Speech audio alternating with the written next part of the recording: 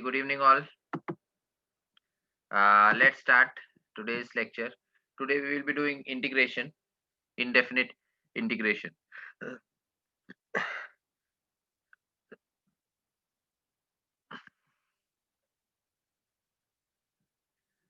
Okay, so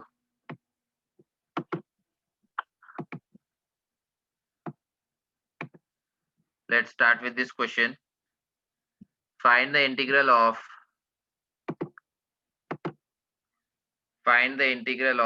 dx upon x square and then in brackets x4 plus 1 raised to 3 by 4. Find the integral of this question. Indefinite integral dx upon x square into in brackets x4 plus 1 raised to 3 by 4.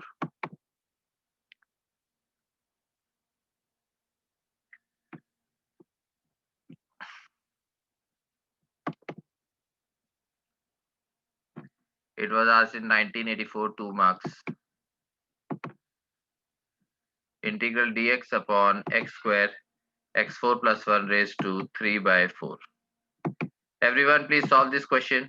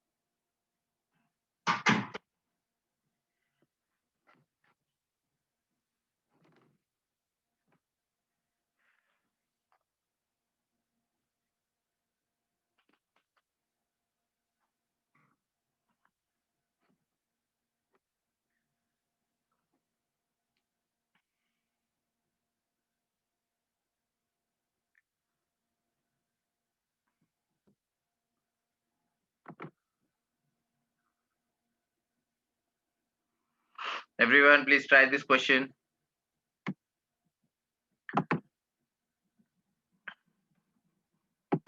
Done. हो गया.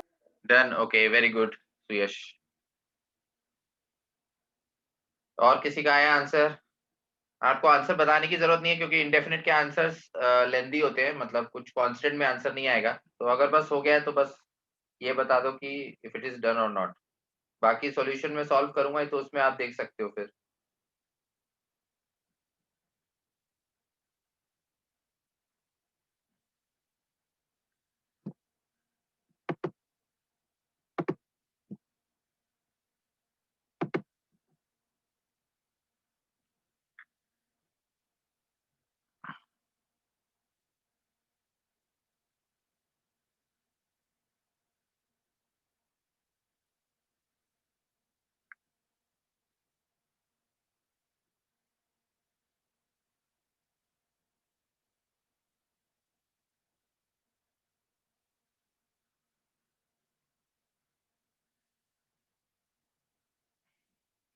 Okay, I am solving this question. तो यहाँ पे directly हम देख सकते हैं कि डायरेक्टली तो ये इंटीग्रेट होगा नहीं, तो आपको इंटीग्रेशन की कुछ टेक्निक लगानी पड़ेगी इसमें. तो इसमें आप you can use integration by substitution.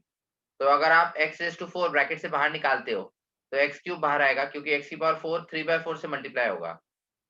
तो when you multiply 4 by 3 by 4 you get 3. तो अगर आप x4 बाहर निकालोगे तो x क्यूब बाहर आएगा, x स्क्वायर और x क्यूब x5 बन जाएगा. तो ब्रैकेट के अंदर आपके पास आ जाएगा 1 प्लस 1 बाय x4 और इसकी पावर हो जाएगा 3 by 4. ठीक है, तो अब आप सब्स्टिट्यूशन लगा सकते हो. You can take 1 plus 1 by x4 as t raise to 4 क्योंकि यहाँ पे 3 by 4 है. तो जब भी फ्रैक्शनल में पावर होती है तो जो डिनोमिनेटर क्या होता है उसको हमें नलिफाई करना होता है, राइट. तो यहाँ पे हमारे पास 3 by 4 है इसलिए हम t रेज टू 4 लेंगे. तो अगर आप इसको डिफरेंशिएट करोगे तो 1 तो कांस्टेंट है, उसका डेरिवेटिव 0, ये ऊपर आएगा x की पावर -4. तो -4 अपॉन x5 dx और इधर हो जाएगा 4t क्यूब और dt. तो 4 4 कैंसिल ठीक है, तो अब dx बाय x5 को, ये -1 है तो -1 से दोनों तरफ मल्टीप्लाई कर दो तो ये प्लस हो गया, ये माइनस हो जाएगा। तो dx बाय x5 को आप लिख सकते हो -t³ dt। You can write dx by x5 as -t³ dt। और फिर 1 + 1/x⁴ को t⁴ लिखा, तो t⁴ मल्टीप्लाई बाय 3/4 होगा तो t³ आ जाएगा। ठीक है, t³ cancel, minus integral dt, तो -t + c। और ये t⁴ है, तो t को आप लिख सकते हो 1 + 1/x⁴ की पावर 1/4 हो जाएगा, क्योंकि ये t⁴ है, तो t लिखने के लिए इसकी पावर 1/4 लेना पड़ेगा। तो 1 + 1/x⁴ पावर 1/4 और plus c। Because originally question आपको x में दिया हुआ था, तो फाइनल आंसर भी आप x के टर्म्स में लिखोगे। ठीक है, तो whenever you use substitution, always remember that you have to finally the answer you have to express in terms of x only। ठीक है, समझ आ गया सबको?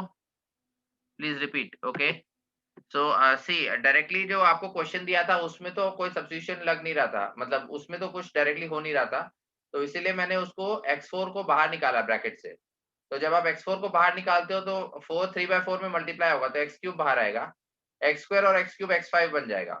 और इसमें से x4 बाहर निकाला तो ब्रैकेट के अंदर 1 + 1/x4 आएगा और उसकी पावर 3/4। ठीक है, अब जब आप x4 बाहर निकाल देते हो तो उसके बाद जो ब्रैकेट के अंदर वाला टर्म है, उसको अब आप सब्स्टिट्यूशन, मतलब उसको कुछ वेरिएबल मान सकते हो, t भी मान सकते थे, बट मैंने t⁴ माना क्योंकि पावर 3/4 थी तो वो थोड़ा कन्वीनियंट होता है। जैसे अगर स्क्वायर रूट होता है तो हम t² लेते हैं, क्यूब रूट होता है तो हम t³ लेते हैं, ऐसे यहाँ पे 3/4 है, तो डिनोमिनेटर में बाय 4 आ रहा है तो इसलिए यहाँ t⁴ लिया। फिर डिफरेंशिएट किया तो dx by x5 minus t³ dt बनता है, तो dx बाय x5 को माइनस t³ dt लिखा और इसको t⁴ लिखा, तो t⁴ इंटू 3/4, ये t³ हो गया, t³ कैंसिल, माइनस dt का इंटीग्रल t हो गया तो माइनस t + c। और फिर यहाँ पे t⁴ है तो इसको t लिखने के लिए पावर 1/4 लेंगे राइट साइड में, तो लेफ्ट साइड में भी 1/4 लेना पड़ेगा, तो इसलिए 1 1 माइनस और फिर t की जगह मैंने ये लिख दिया 1 + 1/x4 की पावर 1/4 प्लस c।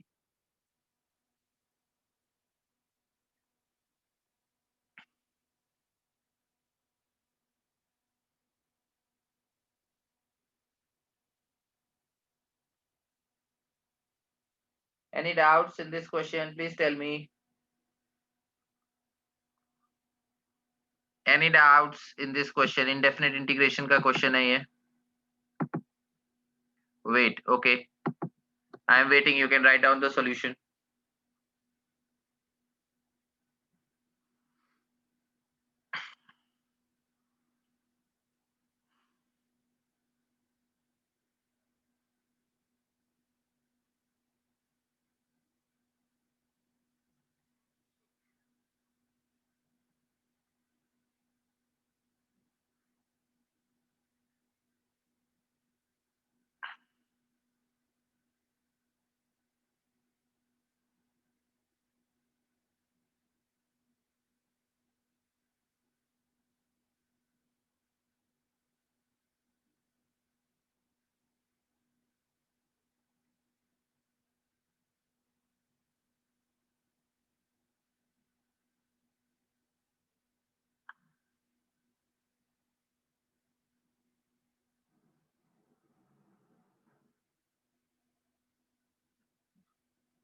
किसी को कोई डाउट है? Any doubts? Please tell me.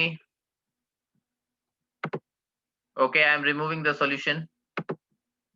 Next question बोल रहा हूँ.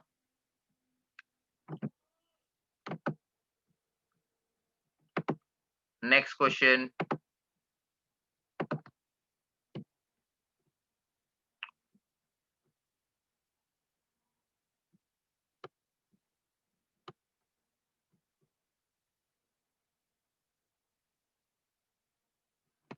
ठीक है, ये वाला क्वेश्चन करते हैं. 5x⁴ plus 7x⁴ divide by x² + 1 + 2x⁴ का square. 5x⁴ plus 7x⁴ dx divided by 5x⁴ divided by 7x⁴ dx divided by x² + 1 + 2x⁴ का स्क्वायर. x² + 1 x² + 1 + 2x⁴ का स्क्वायर इंटीग्रल. इसका इंटीग्रल आपको दिया हुआ है fx and f of 0 is equal to 0 where x is greater than equal to 0. अगर x ये fx के इक्वल दिया हुआ है where x is greater than 0 greater than equal to 0. f of 0 की वैल्यू आपको 0 दी है तो आपको f1 की वैल्यू बतानी है. Find the value of f1. Integral of 5x raised to 8 plus 7x raised to 6 divided by x square plus 1 plus 2x raised to 7 का square dx is equal to fx. F of 0 is equal to 0. Then find the value of f1. तो f of 0 equal to 0 आपको integration constant की value निकालने के लिए दी हुई है, because जब भी हम इंडेफिनिट इंटीग्रेशन की बात करते हैं तो इंडेफिनिट इंटीग्रेशन में whenever you integrate you always add the constant c. तो अगर कोई इस तरह की एडिशनल इंफॉर्मेशन नहीं दी होगी तो आप कांस्टेंट की वैल्यू नहीं निकाल सकोगे. ओके, तो सब लोग ट्राई करो ये क्वेश्चन.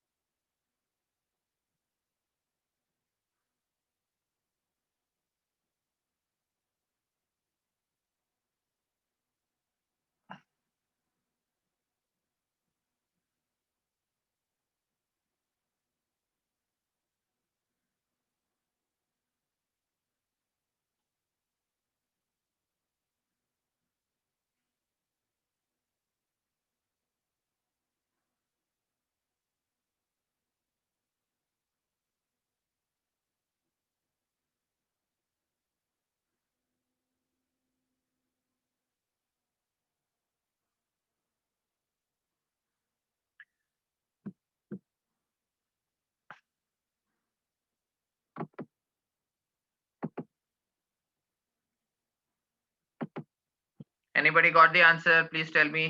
किसी का आंसर आया?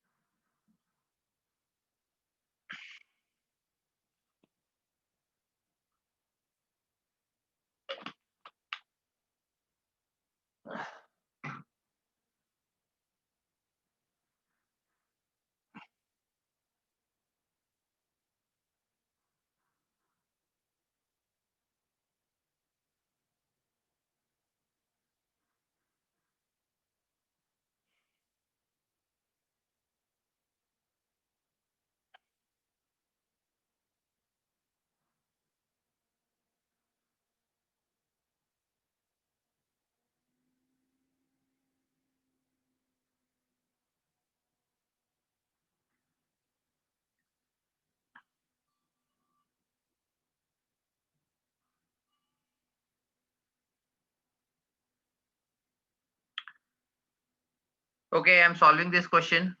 तो यहाँ पे भी डायरेक्टली अगर आप x square plus 1 plus 2 x raise to 7 की अगर बात करें, तो अगर इसको हम डायरेक्टली डिफरेंशिएट करेंगे तो 1/4, ओके। अगर डायरेक्टली हम डिनोमिनेटर वाले टर्म को डिफरेंशिएट करेंगे तो इसको डिफरेंशिएट करेंगे तो x की पावर 6 का टर्म आएगा, लेकिन इसको डिफरेंशिएट करेंगे तो x का टर्म आएगा, क्योंकि एक पावर रिड्यूस होता है, तो इसलिए वो तो डायरेक्टली डेरिवेटिव में नहीं बन रहा है, इसलिए वापस हमें कुछ मतलब इसमें मॉडिफिकेशन करना पड़ेगा। तो हम क्या करते हैं, x रेज़ टू 7 को बाहर निकालते हैं, ठीक है। अगर उससे बात नहीं बनेगी तो फिर x स्क्वायर को बाहर निकालेंगे, ऐसा कुछ आपको ट्राई करना है। तो अगर x रेज़ टू 7 को बाहर निकाला तो इधर बाहर 2 है, तो 7 into 2 यानी x की पावर 14 बाहर आएगा, ठीक है।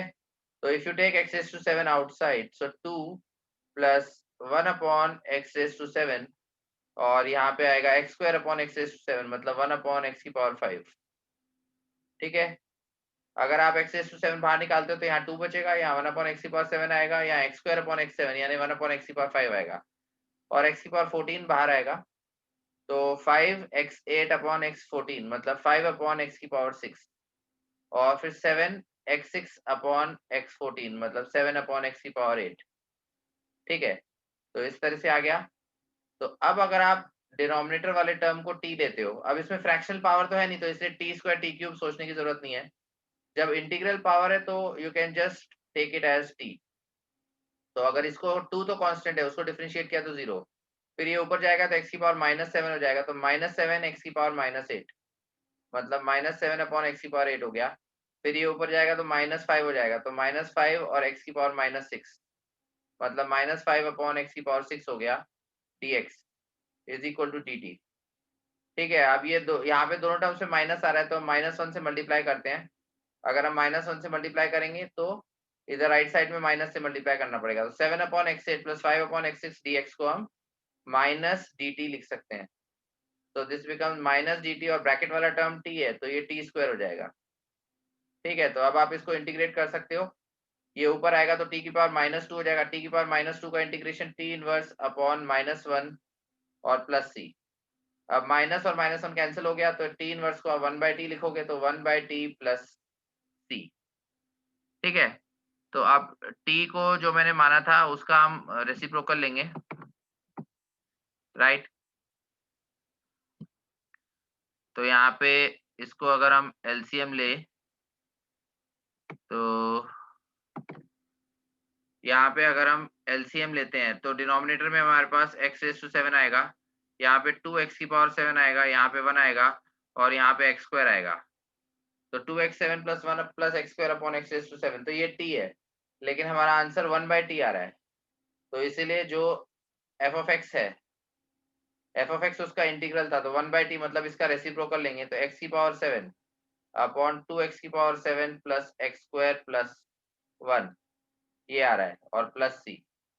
अब इसमें f ऑफ 0 की वैल्यू 0 दी हुई है, तो इसलिए हम अगर x को 0 पुट करते हैं तो यहाँ पे 0 आ जाएगा, और प्लस c, और f ऑफ 0 की वैल्यू भी 0 है तो 0 हो गया, इसका मतलब इंटीग्रेशन कांस्टेंट c की वैल्यू 0 आ जाएगी, करेक्ट। इंडेफिनिट इंटीग्रेशन का जो कांस्टेंट है उसकी वैल्यू 0 आ जाएगी, राइट। तो अब आपसे क्या पूछा गया है, आपसे पूछा गया है f ऑफ 1 की वैल्यू, तो आपको f ऑफ 1 की वैल्यू बताना है। तो इसका मतलब अब आप x में सिर्फ 1 पुट कर दोगे, c की वैल्यू तो 0 है, x को 1 पुट किया तो 1 की पावर 7 1 हो गया, डिवाइड बाय 2 और प्लस 1 और c तो 0 है, तो ये आंसर हो जाएगा 1/4। तो f of 1 is equal to 1/4 is the correct answer.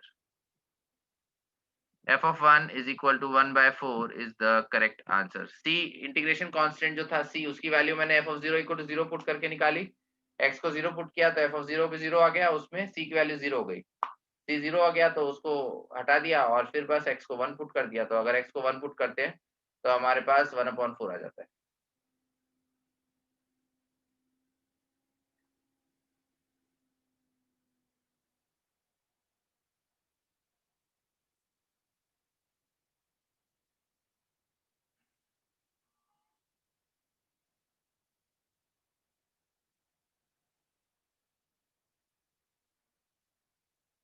Any doubts in this question? किसी को कोई डाउट है? Any doubts please tell me.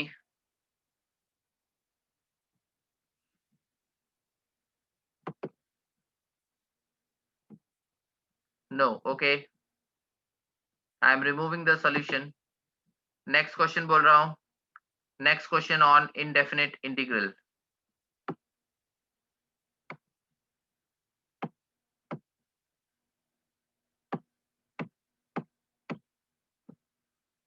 Integral of sin 5x/2 upon sin x/2 dx। Integral of sin 5x/2 upon sin x/2 dx। ये function दिया हुआ है sin 5x/2 upon sin x/2, तो इसको इंटीग्रेट करना है। Integral of sin 5x/2 upon sin x/2 dx, where c is constant of integration। 2019 mains में पूछा गया है question.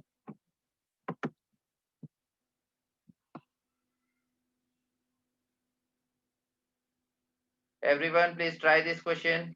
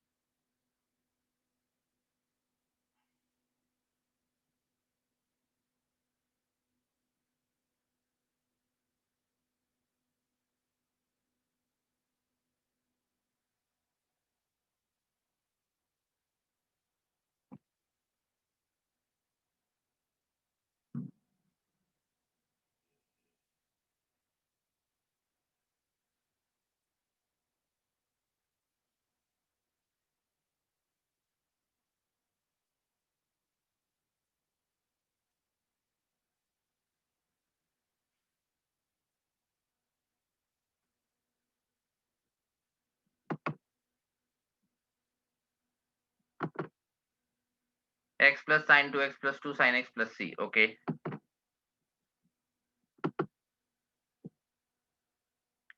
sin 5x/2 upon sin x/2 dx, integral where c is a constant of integration।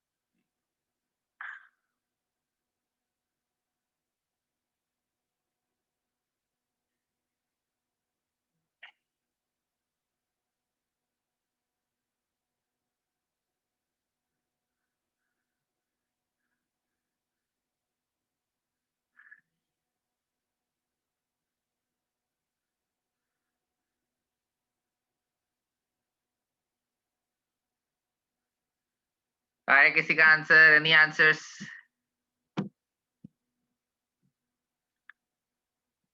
x plus sin 2x plus 2 sin x plus c आया है, okay. तो x plus sin 2x plus 2 sin x, हाँ ये C option है, x plus sin 2x plus 2 sin x plus c, okay. ठीक है, तो इसका आंसर मैच तो हो रहा है। और किसी का कोई आंसर आया क्या? Any answers?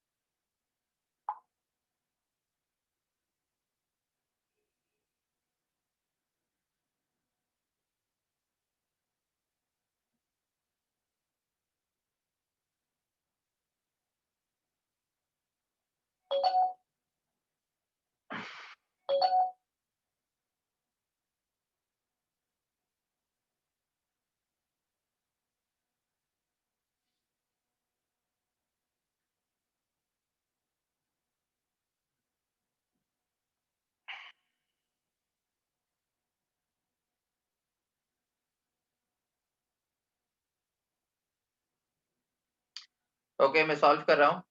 तो यहाँ पे हम 5x/2 को हम लिख सकते हैं sign of 2x plus x/2। तो sign of 2x plus x/2 और डिनोमिनेटर में हमारे पास साइन x/2 dx है।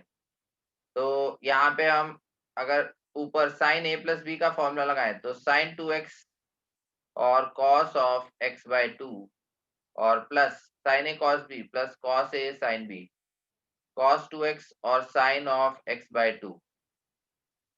ठीक है। तो यहाँ पे अगर मैं साइन a प्लस बी का फॉर्मूला लगाऊं, 5x/2 को मैंने लिखा 2x प्लस x/2, तो sine a cos b plus cos a sine b। उसके बाद मैंने साइन x/2 से इसको डिवाइड किया dx। ठीक है। तो इसको अगर हम डिवाइड करते हैं तो ये वाला सेकंड जो टर्म है इसमें तो साइन x/2 कैंसिल हो जाएगा, तो हमारे पास बस cos 2x आ जाएगा। तो cos 2x dx। लेकिन जो फर्स्ट टर्म है उसमें हमें देखना पड़ेगा। तो उसमें यहाँ पे हमारे पास cos x/2 आ रहा है और sin 2x को हम 2 sin x cos x लिख सकते हैं। तो 2 sin x cos x और फिर sin x को मैं लिख सकता हूँ 2 sin x/2 और cos x/2 divided by sin x/2 dx। ठीक है। फर्स्ट टर्म जो था उसमें मैंने sin 2x into cos x/2 को sin x/2 से डिवाइड किया, तो cos x/2, sin 2x को मैंने लिखा 2 sin x cos x और फिर sin x को वापस 2 sin x/2 cos x/2 लिख सकते हैं sin 2 थीटा वाले फॉर्मूले से। तो यहाँ पे हमारे पास sin x/2 कैंसिल हो जाएगा, राइट। तो इसमें इसमें अगर इसको हम थोड़ा सा रीअरेंज करेंगे तो यहाँ पे हम इस तरह से कर सकते हैं 2 इंटू टू 4 हो गया और cos x/2 cos x/2। तो ये हमारे पास टू टू इंटू टू को 4 मत करो, एक 2 बाहर लिखो और cos x/2 और फिर 2 cos स्क्वायर x/2। तो 2 cos स्क्वायर x/2 को एक साथ रहने दो, राइट। तो 2 इंटू टू है, एक 2 बाहर रखा है और एक 2 cos x/2 और cos x/2 को मल्टीप्लाई किया तो 2 cos स्क्वायर x/2 हो गया और फिर एक cos x है वो अलग से है ही, तो cos x dx और प्लस यहाँ पे cos 2x है तो cos 2x का इंटीग्रल यहाँ पे हो जाएगा sin 2x/2 और प्लस c, राइट। तो यहाँ पे हमारे पास इस तरह से आ जाता है 2 into two cos square x/2 cos x dx। इसको इंटीग्रेट करना है और cos 2x का इंटीग्रल sin 2x/2, क्योंकि जब भी हम इंटीग्रेट करते हैं तो x के कोएफिशिएंट से डिवाइड करना होता है sin 2x/2। ठीक है। फिर 2 कांस्टेंट है तो बाहर रहेगा, 2 cos स्क्वायर x/2 को 1 प्लस cos x लिख सकते हैं। तो इसको हमने 1 प्लस cos x लिखा because 2 cos square theta is 1 plus cos 2 theta. तो अगर यहाँ पे थीटा x/2 है तो 2 थीटा x हो जाएगा, तो 1 plus cos x into cos x dx। ठीक है। और प्लस यहाँ पे क्या हो जाएगा sin 2x और बाय 2 प्लस c। उसके बाद 2 वापस कांस्टेंट है तो 1 into cos x हुआ, तो cos x का इंटीग्रेशन sin x आ जाएगा और plus cos x into cos x cos square x है। तो cos स्क्वायर x को half into 2 cos square x लिख सकते हैं और फिर 2 cos स्क्वायर x को 1 प्लस cos 2x लिखेंगे। तो 2 cos स्क्वायर x को 1 प्लस cos 2x लिखेंगे और फिर इंटीग्रेट कर देंगे, क्योंकि उससे जो cos x की पावर 2 है वो हट जाएगी, राइट। तो ये cos x cos square x हो रहा है, इसमें 2 से मल्टीप्लाई डिवाइड किया तो half into 2 cos square x और फिर 2 cos स्क्वायर x को मैंने 1 प्लस cos 2x लिख दिया। ओके। और यहाँ पे हमारे पास sin 2x/2 प्लस c तो है ही। ठीक है। तो 2 को इधर मल्टीप्लाई करो तो 2 इंटू साइन एक्स हो गया। उसके बाद 2 इस टर्म में मल्टीप्लाई होगा तो 2 इंटू हाफ कैंसिल हो जाएगा, 1 का इंटीग्रेशन x आ गया और cos 2x का इंटीग्रेशन आ जाएगा sin 2x/2। 1 का इंटीग्रेशन x और cos 2x का इंटीग्रेशन sin 2x/2। फिर एक sin 2x/2 और sin 2x/2 मिलके sin 2x बन जाएगा, तो खाली sin 2x आ जाएगा और प्लस c। तो फाइनल आंसर हमारे पास आ गया 2 sin x plus x plus sin 2x plus c। Final answer is 2 sin x plus x plus sin 2x plus c। Okay, तो वो हमारा ऑप्शन सी आ रहा है, 2 sin x plus sin 2x plus C. Okay, any doubts in this question?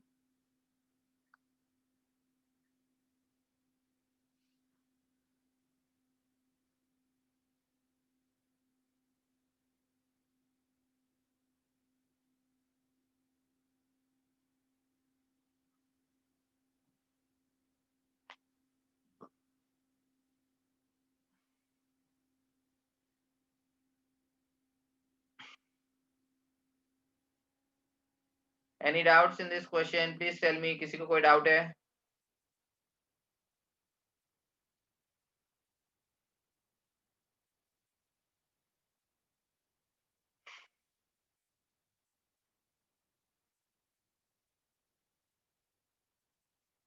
Shall I remove this solution? Solution हटा दूं? Any doubts?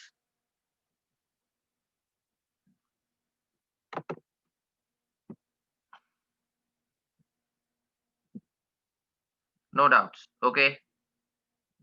Okay, so we are proceeding ahead. Next question. Next question बोल रहा हूं मैं. Integral of x plus 1 upon root of 2x minus 1 dx. Integral of x plus 1 divided by square root of 2x minus 1 dx.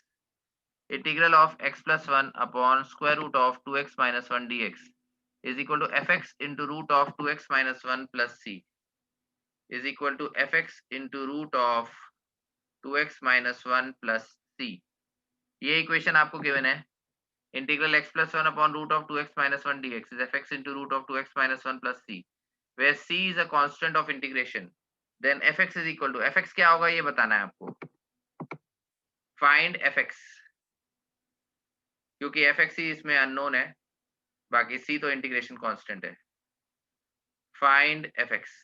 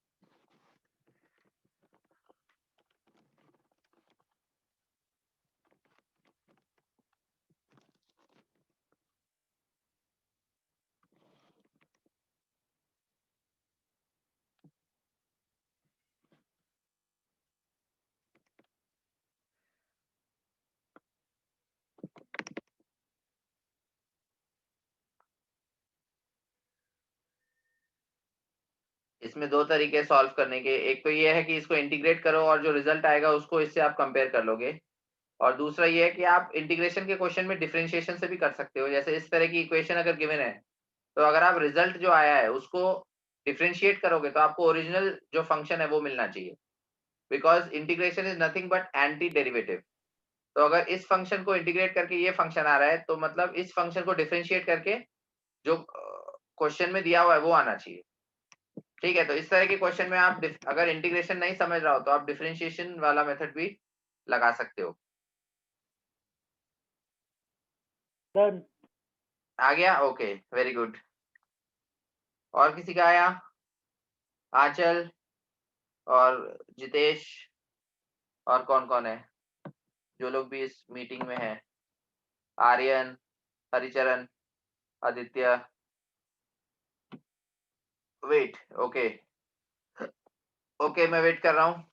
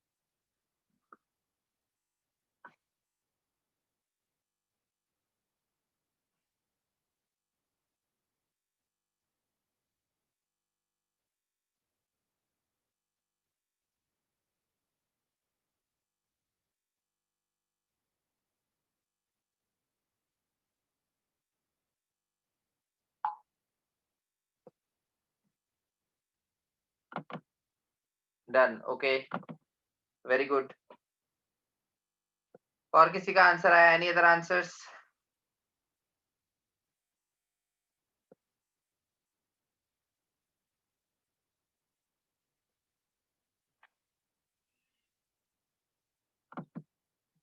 Answer आया, okay, very good.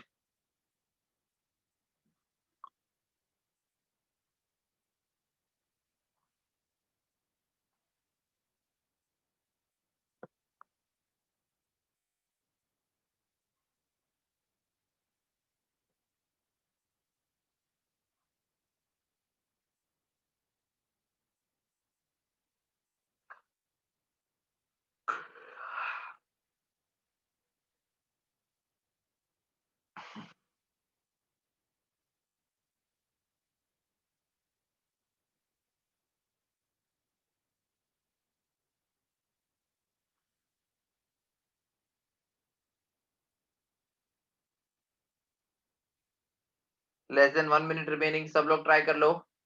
फिर next meeting में मैं next जो join करेंगे उसमें मैं सॉल्यूशन बताता हूँ।